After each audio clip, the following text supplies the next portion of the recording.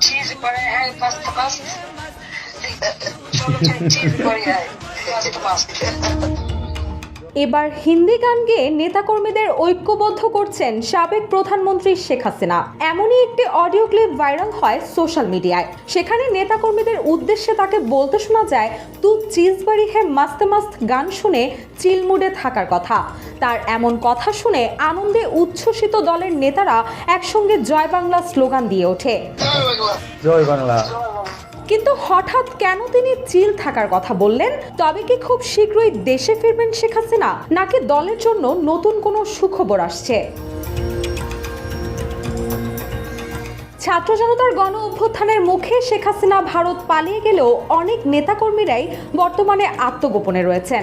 আর পলাতক এসব নেতাদের সঙ্গে নিয়মিত একটি হোয়াটসঅ্যাপ গ্রুপের মাধ্যমে যোগাযোগ রাখছেন তিনি। নেতাকর্মীদের মনোবল দৃঢ় রাখতে নানা